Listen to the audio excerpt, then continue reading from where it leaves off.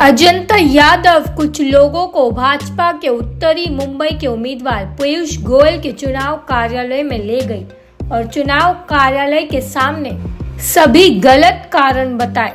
कोली महिला और आगरी महिला मुंबई शहर आगरी कोली और भंडारी का है, उनसे कोई असहमत नहीं हो सकता। हम अक्सर सदन के भाषण में मुंबई आगरी कोली और भंडारियों के बारे में कहते हैं।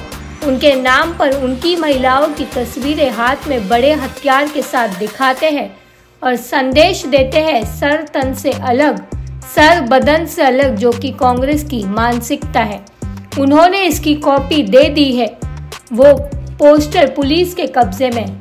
हमने पुलिस से मांग की है कि वह पूरी जांच करे और जिसने भी ये पोस्टर छपवाए हैं उसके खिलाफ कार्यवाही की जाए। मुंबई काँग्रेसच्या महिला अध्यक्षा, मुंबई महिला काँग्रेसच्या अध्यक्षा अजंता यादवजी काही लोकांना घेऊन भारतीय जनता पक्षाच्या उत्तर मुंबईचे उमेदवार पीयूष गोयलजी यांच्या निवडणूक कार्यालयासमोर खोटी सगळी कारणे उभी करून निदर्शनाला आलेत।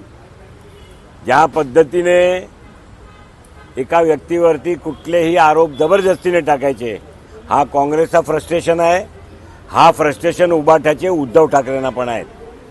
हा फ्रस्ट्रेशन काढण्यासाठी कोळी महिला आणि आगरी महिला, हा मुंबई शहर हा आगरी कोळी आणि भंडारी यांचाच आहे, त्याला कोणाचाही दुमत असू शकत नाही। आम्ही वारंवार सभागृहाच्या भाषणामध्ये मुंबई आगरी कोळी आणि भंडाऱ्यांची असं म्हणतोय।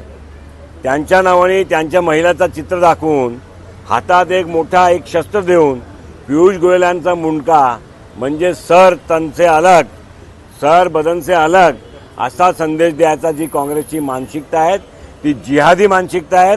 काँग्रेसची ती जिहादी मानसिकता आहे।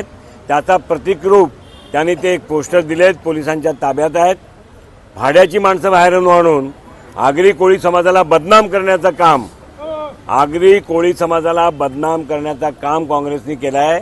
काँग्रेसचा तो नेतृत्व ज्यांनी हे पोस्टर छापलेत तो जिल्हा काँग्रेसचा नेतृत्व असेल, मुंबई काँग्रेसचा नेतृत्व असेल, पोलिसांनी सखोल चौकशी करून त्याच्यावर कारवाई करावी अशी आम्ही पोलिसांना मागणी केली आहे।